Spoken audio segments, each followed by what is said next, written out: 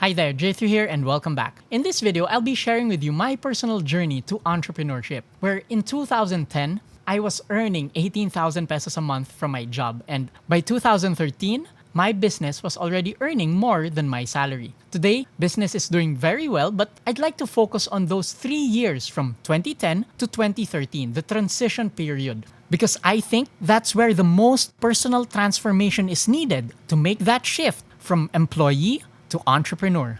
Now, I won't be sharing specific lessons here unlike our other videos, so just listen to the story and take in what you can. Follow the things that inspire you while ignore the rest that you don't agree with or the things that you think is not applicable to you. So parang buffet ito. Learn what you want and I'm not recommending anything, I'm just sharing my story. With that said, let's begin. We start in 2010 and I'm a fresh graduate. I had two options. I could follow the traditional corporate path working with a multinational company, work 8 to 10 hours a day and earn about 40,000 pesos a month.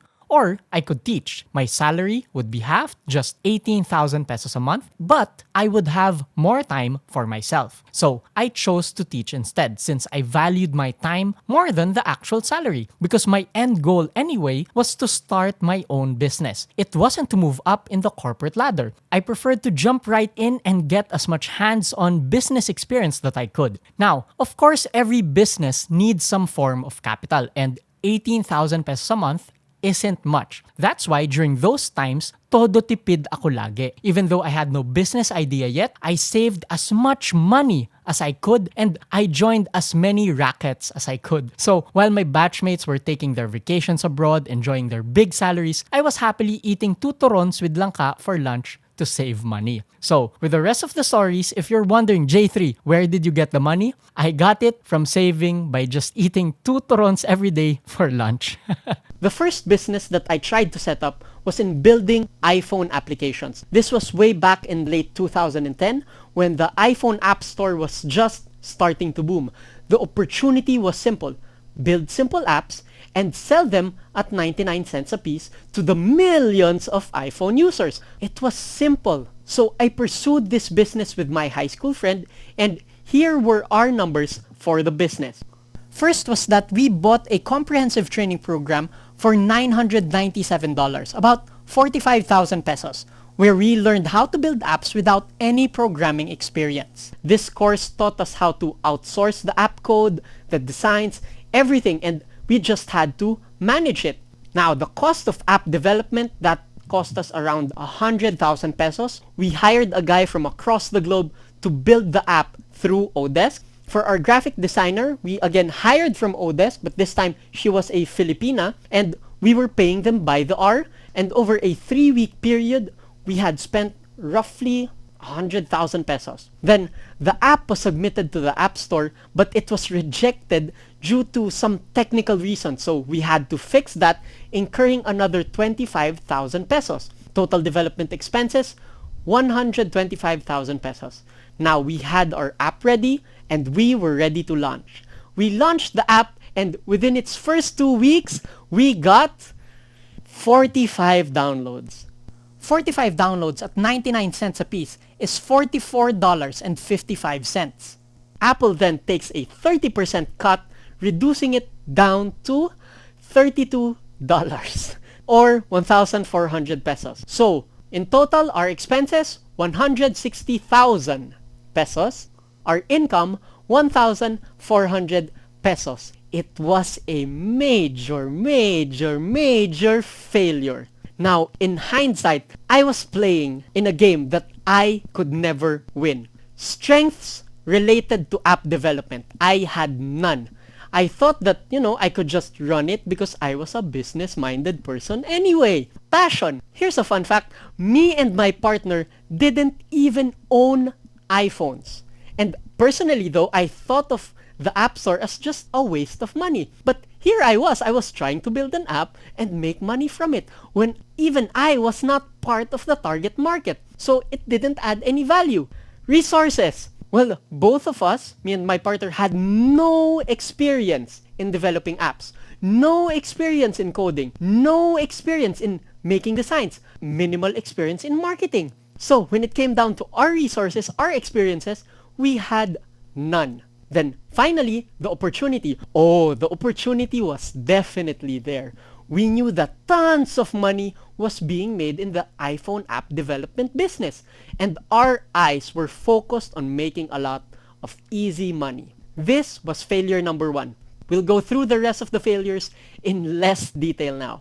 Okay, the second failure was one in the MLM and health industry business. So, strengths, minimal. I was good speaking to people. Sadly though, I didn't like speaking to strangers and acquaintances. And, just a tidbit, I'm a socially awkward person. I get really uncomfortable with small talk. Okay, so how about for passion? This was in the health and wellness industry, and frankly, I didn't even care about my own health at that time. So how could I care about other people's health? Third, resources. The only good thing going for me there was that I had a good reputation back in college. So people generally trusted me. This was a plus in the MLM industry, but that was it. Finally, opportunity. Well, again, the money was in there. It was a good company and I love the products. You can see the money flowing in. So, what happened? For a couple of months, I was doing the business, but it felt so much like work because again, it wasn't in my passion. So, I stayed up late for the trainings. I felt awkward in inviting my friends. It didn't feel right. So, eventually, I stopped. The money lost here was, it was minimal, but it was the time that was wasted. Now, finally, the third failure. It was in pursuing a food cart franchise. This endeavor failed even before we started. And, frankly, that's good. It was with my high school friends again, and in the process of doing the preliminary research, we just lost the fuel in pursuing it. We didn't lose any money here, but again, it was a lot of time wasted. So, let's take a look at the 4 categories. Strengths, none. Again, I thought I could do it since I was business-minded anyway. Passion, I liked eating food, but that was it. Resources, no experience in making food or selling it. Opportunity, oh, there was lots of opportunity. It was a franchise. You get your money back in 6 months. Then the rest is just passive income. It was very attractive. I'm sharing these failures with you because they all have one thing in common. They were in fact the right businesses and they were starting out at the right time. People were making money, but I was not the right person to run those businesses, and that created failure. Today, I look back on those failed businesses and I can't help but think, ang tanga mo, J3. Bakit ka pumapasok sa mga negosyong wala kang alam? Why did you spend so much money investing in businesses wherein you had no competitive advantage? Starting a business outside your core is one of the biggest and most expensive mistakes you can make. So, I thought I was a pretty smart and business-minded guy. Now, I think to myself, boy, was I really stupid back then to start those kinds of businesses. So, I hope with this that you learned from my stupidity. Now, after those failures, may good news naman. I finally learned my lesson and got one right.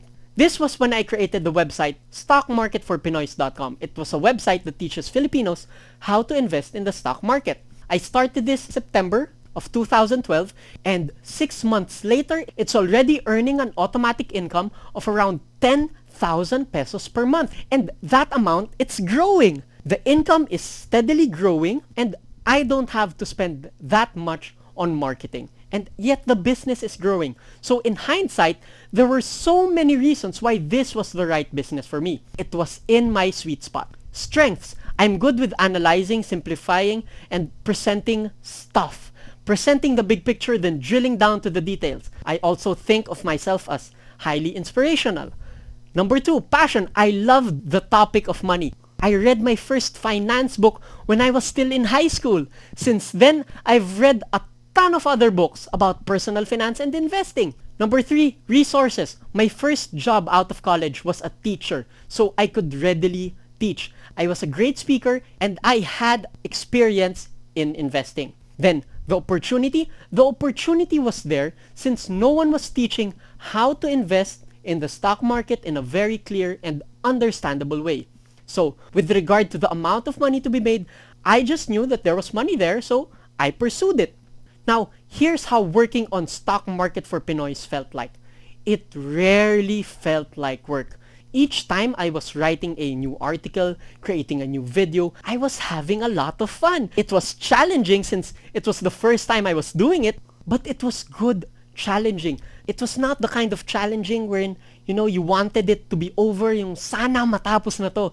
It wasn't like that. Actually, it only felt like work when I was figuring out the website and other technical stuff. That was probably the part that I hated the most. But at the core of it, creating the content, making teaching materials, boy, that was an amazing experience. This time, the business felt so right that I became blessed with success. I find it quite ironic that when I wasn't, just focusing on the opportunity, it was there that the success came.